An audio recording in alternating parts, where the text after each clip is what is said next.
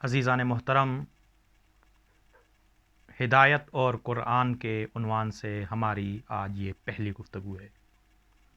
سرنامہ کلام میں جس آیت کی تلاوت کا شرف حاصل کیا گیا، اس میں خداوند کریم ارشاد فرما رہا ہے وَلَقَدْ ذَرَأْنَا لِجَهَنَّمَ كَثِيرًا مِنَ الْجِنِّ وَالْإِنسِ، ہم نے طے کر لیا ہے کہ ہم جنوں اور انسانوں سے جہنم کو بھر دیں گے۔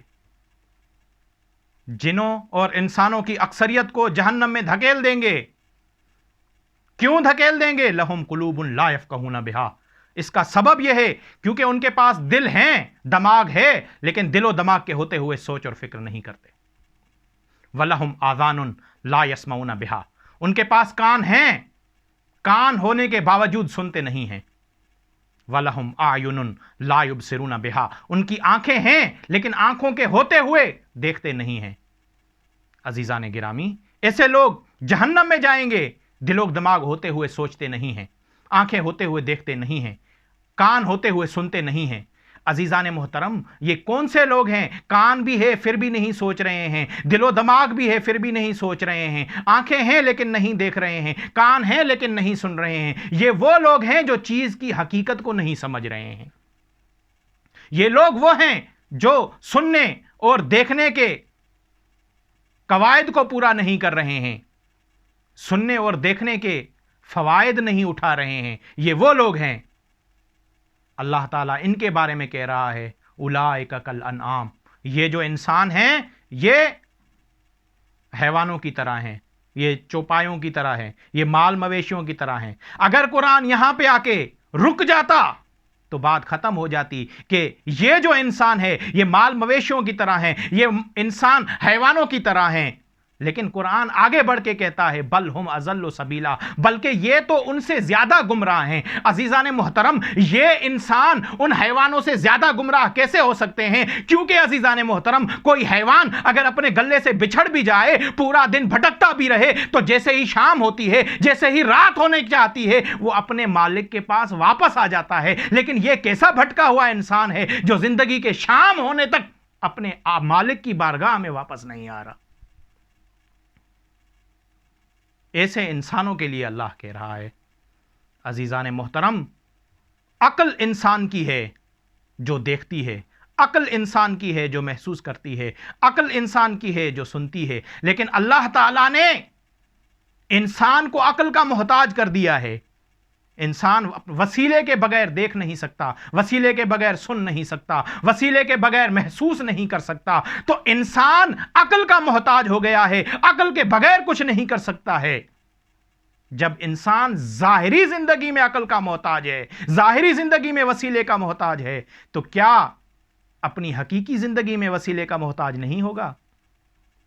لیکن عجیب و غریب قرآن کی آیت ہے کہ ان کے پاس عقل ہے، لیکن اگر آنکھیں نہیں ہیں وہ عقل دیکھ نہیں سکتی، اگر کان نہیں ہے وہ عقل سن نہیں سکتی، اگر ہاتھ نہیں ہے تو وہ عقل محسوس نہیں کر سکتی۔ تو یعنی بات یہ ہے کہ انسان کو عقل کی ضرورت ہے، لیکن عقل کو ضرورت ہے ان وسیلوں کی۔ لیکن اگر کسی کے آنکھ ہوں لیکن درست کام نہیں کر رہی ہو، عقل دیکھے تو میں جانوں، اگر کان ہوں درست سن نہ سکتے ہوں تو اب عقل سنے تو میں جانوں، اگر ہاتھ ہوں محسوس نہ کر سکتے ہوں تو اب عقل محسوس کرے تو میں جانوں۔ یعنی اللہ نے بتا دیا کہ انسان کے پاس وسیلہ بھی ہونا چاہیے، اور وسیلہ بھی ایسا ہو جو بے عیب ہونا چاہیے۔ تو بے عیب وسیلہ ہونا ضروری ہے۔ اگر آنکھیں خراب ہیں عقل دیکھ نہیں سکتی، اگر کان خراب ہے عقل سن نہیں سکتی، اگر ہاتھ نہیں ہے عقل محسوس نہیں کر سکتی۔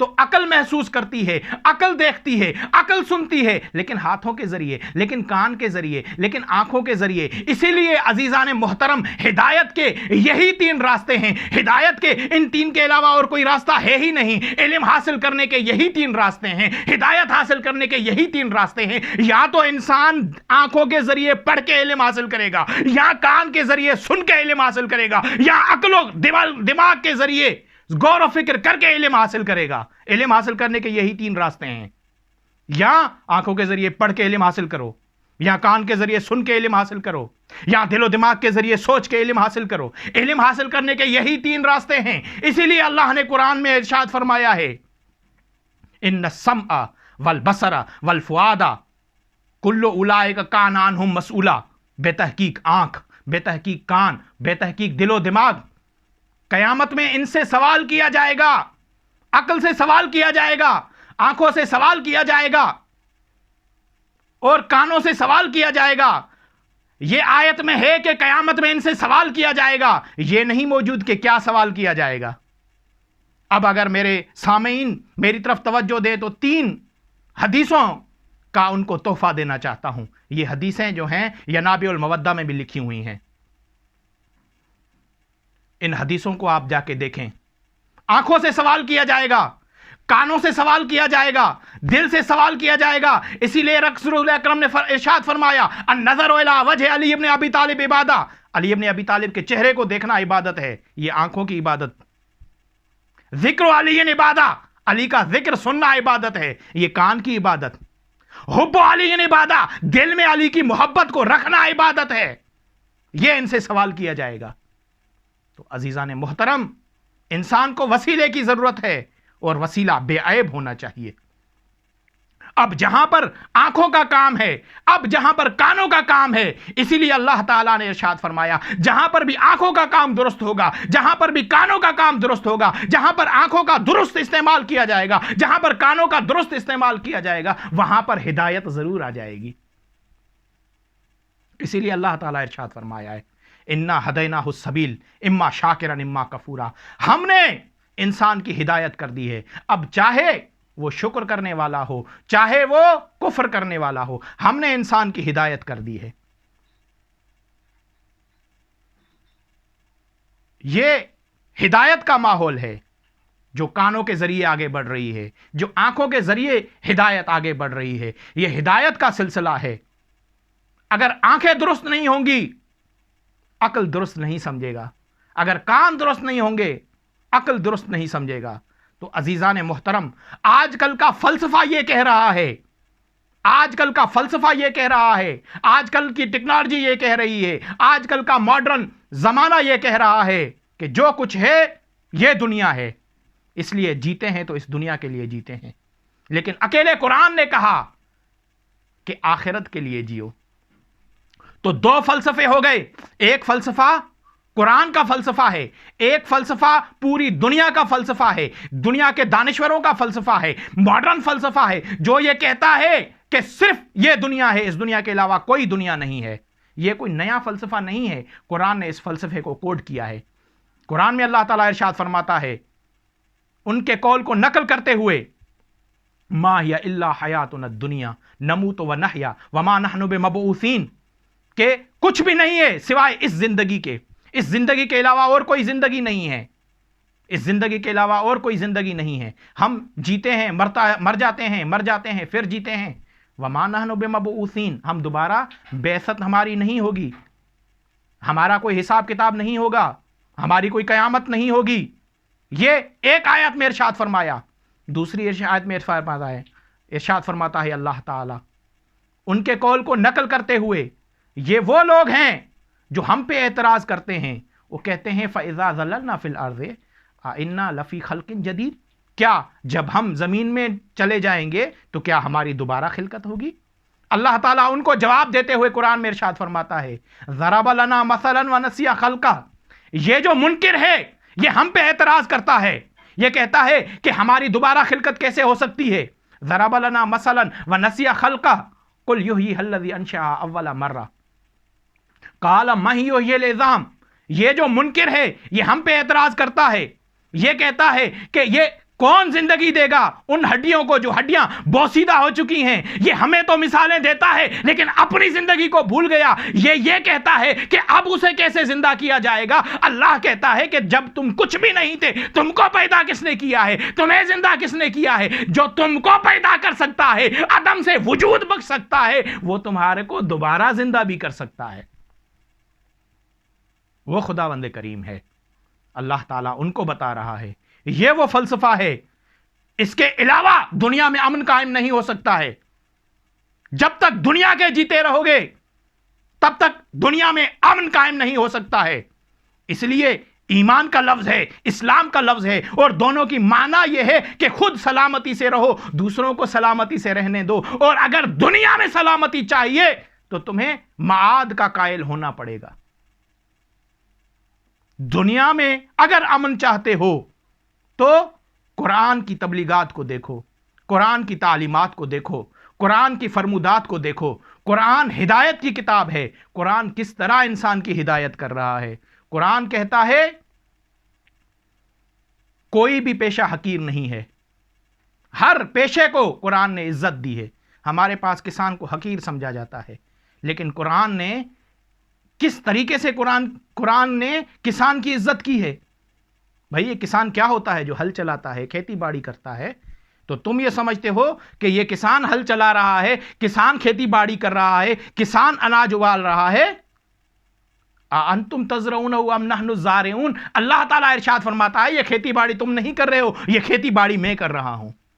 ये कुरान इज्जत दे रहा है। कुरान की नजर में हर पेशा जो है इज्जत वाला पेशा है। अल्लाह ताला कहता है किसान की तरह हर चला के मेहनत करके खाओ। या इंसान को चाहिए किसी सन्नत के जरिए अपने लिए रिज़्क़ कमाए। व अल्लमनाहुम सनता लिबासिन लकुम, हमने अल्लमनाहु सनता लिबासिन लकुम, हमने नबी को तालीम दी कि किस तरह ज़िरह बनाते हैं, लोहे से किस तरह ज़िरह बनाते हैं। सनात का इल्म दिया हमने, और हमने जो है तिजारत का इल्म दिया। अल्लाह ताला ने कहा इन्नल्लाह अश्तरा मिनल मुमिनीना अनफुसहुम व अमवालहुम बिअन्ना लहुमुल जन्नह। अल्लाह ताला ने मोमिनीन से उनके दिलों को ले लिया है, उनके नुफूस को ले लिया है, उनके अमवाल को ले लिया है जन्नत के बदले में। यह तिजारत कौन कर रहा है? अल्लाह तिजारत कर रहा है। अल्लाह कहता है तिजारत के जरिए माल कमाओ। अल्लाह कह रहा है कि सन्नत के जरिए माल कमाओ। अल्लाह कह रहा है कि किसानी के जरिए, किशावर्जी के जरिए माल कमाओ। माल कमाने के चार रास्ते हैं। या तो किशावर्जी के जरिए माल कमाओगे, या तिजारत के जरिए माल कमाओगे, या सनत के जरिए माल कमाओगे। चौथा तरीका जो है माल कमाने का वो मेहनत है। अल्लाह मेहनत कर नहीं सकता क्योंकि मेहनत लाजमा है जिस्म का। अल्लाह ताला के पास जिस्म है नहीं, तो अल्लाह ताला किस तरह मेहनत करना सिखाए?